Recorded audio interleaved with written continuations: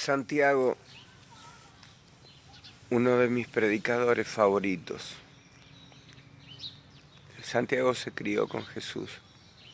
Sin embargo, no eran hermanos de padre y madre, sino solo de madre. María había sido su madre también. Y José, su padre. Santiago había nacido de la mujer elegida por Dios para que diera a luz a nuestro Salvador, a nuestro Jesús. Y de José, aquel hombre justo que no quería infamar a su mujer y que crió a nuestro Salvador y que le enseñó su oficio, un hombre lleno del amor de Dios también. Ese Santiago escribió: gozaos y alegraos cuando os halléis pasando por diversas pruebas, porque la prueba de vuestra fe produce paciencia. Pero tenga la paciencia su obra completa. Él también escribió: la fe sin obras es muerta. Nuestra fe está para ser manifestada en el día de la prueba, está para apoyarse en Dios en el día de la prueba, porque cualquiera tiene fe cantando en la iglesia. Cualquiera tiene fe escuchando a un predicador poderoso que vive a Cristo en su corazón. Cualquiera tiene fe cuando ve a alguien ayudar a los pobres, cuando ve a un enfermo o a un mutilado o a un paralítico que hace una declaración de fe en su vida. Cualquiera de nosotros nos llenamos de fe, pero en el momento malo, en el momento de la prueba, ahí es donde nuestra fe, nuestra propia fe, será probada. Ya no dependeremos de la fe de otro para creer, sino nuestra propia fe.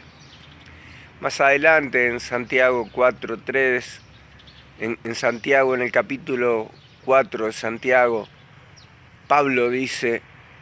Santiago dice: someteos a Dios y resistid al diablo y él huirá de vosotros. Ese someteos quiere decir entrar debajo de, estar bajo su protección.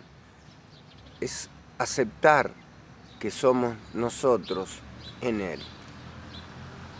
Para resistir al diablo nuestras fuerzas naturales no existen, sino estamos cerca de Dios. Casi todos escuchamos muchas veces: resistid al diablo y él huirá de vosotros, pero antes dice claramente: someteos a Dios, buscad a Dios con tu corazón. Antes dice: gozaos y alegraos cuando os halléis pasando por diversas pruebas. Gozaos y alegraos en Dios. No dejemos de tener esa relación íntima con Dios. Acercaos a Dios, dice, y Él se acercará a vosotros. Humillaos y Él los levantará, Él los exaltará. Todas nuestras guerras, todas nuestras luchas dependen de nuestra relación con Dios. Siempre será así. Si todas las pruebas nos llevan a depender más de Dios, como decía Pablo, bástate mi gracia, le había dicho Dios, porque mi poder se perfecciona en tu debilidad. Y es así, hermanos, cuando somos débiles, Él es más fuerte en nuestra vida. Dice que el oro, mucho menos precioso que nuestra propia fe, es purificado y probado en el fuego. Nuestra fe, mucho más maravillosa que el oro, también debe ser probada en ese fuego, en el fuego de la prueba, en el fuego de las circunstancias, cuando no todo es fácil, cuando no todo es bendición, cuando no todo es poder, sino cuando tenemos que afligirnos, humillarnos y llorar ante la presencia de Dios para depender más y más de Él. Él nos exaltará, Él nos levantará, Él nos dará una fuerza que nosotros no tenemos, porque cuando nosotros creemos que podemos, estamos equivocados. Pero cuando sabemos, cuando entendemos, cuando comprendemos que no podemos solos, entonces tomamos conciencia de lo pequeños que somos, pero al mismo tiempo tomamos conciencia de lo poderoso que es nuestro Señor, y entonces llevamos todas nuestras debilidades, todas nuestras pruebas, todos nuestros dolores, todas nuestras angustias, y las ponemos delante de su presencia, y reconocemos que solamente en Él somos más que vencedores, porque el Evangelio es esto, es poder de Dios, no nuestro, es poder de Dios para todo aquel que cree. Así que hermanos, gócese en este día, en esta prueba, en esta dificultad. Gócese, no se entristezca su corazón. Deje de lado la alegría y el gozo del mundo y humíllese y llore ante la presencia de Dios, pero levántese triunfador. Llore con gozo de saber que tiene a Dios de su lado, que usted está del lado de Dios, que Él escuchará y no desoirá nunca al corazón contrito y humillado, sino que Él escuchará y responderá su oración, y levántese de esa oración, sabiéndose mucho más que vencedor.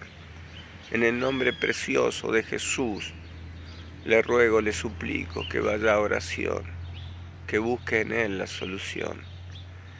Si bien Dios obrará poniendo situaciones y personas para hacer sus milagros, Él también necesita que usted no dependa de otras personas y otras situaciones para creer en Él, sino que a pesar de todo lo que parezca contrario, siga creyendo en Él, siga sabiendo que Él es lo que usted necesita para ser más que triunfador.